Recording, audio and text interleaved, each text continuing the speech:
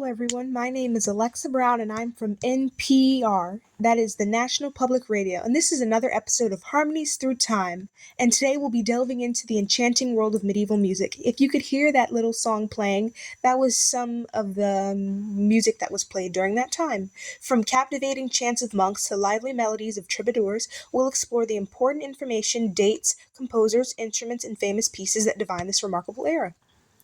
The medieval period spanned from the 5th century to the 15th century and witnessed a flourishing of music across Europe. One of the most significant musical developments was the rise of the Gregorian chant. This sacred music, named after Pope Gregory I, was sung in Latin and performed by monks in monasteries. Its haunting melodies, such as the Kyrie eleison, filled the vast stone walls, inspiring a sense of reverence and devotion. Now, as time passed, new forms of music emerged. Troubadours and minstrels became popular entertainers traveling from court to court, spreading tales of love and chivalry through their music.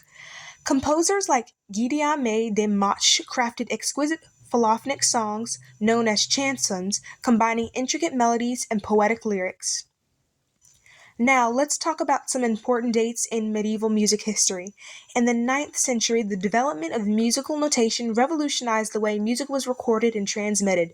In other words, this system allowed musicians to accurately document melodies, paving the way for future generations to preserve their compositions.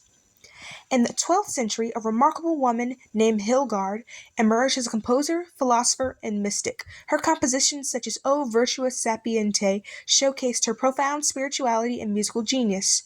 Her contributions to medieval music were groundbreaking, challenging the traditional norms and expanding the possibilities of expressions. Now, some instruments that were played in the medieval times played a vital role, adding depth and color to the compositions. One of the most prominent instruments was the pipe organ, which is commonly found in churches. It's usually that piano-looking hearing sound that you hear during weddings while the bride walks down the aisle. Its majestic sound resonated through the vast spaces, creating a sense of awe and grandeur. Another instrument popular during this era was the lute. It was a stringed instrument that was played by both troubadours and noble courtiers. The gentle plucking of its strings captivated audiences and added to love songs and lyrical ballads. Now, we can turn our attention to one of the most famous compositions of this time, which is the Carmina Burana, a collection of songs written by anonymous poets in the 13th century. This remarkable work explores love, fortune, and human condition. Its most well-known movement, O Fortuna, has become an iconic piece that evokes powerful emotions and remains popular to this day. I'm going to play a little piece of it for you. I hope you can hear it.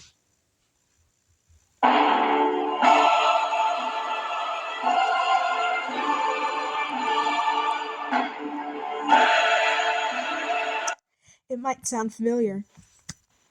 Lastly, we cannot discuss medieval music without mentioning the Notre Dame School, a group of composers who revolutionized philophonic music in the 12th and 13th centuries.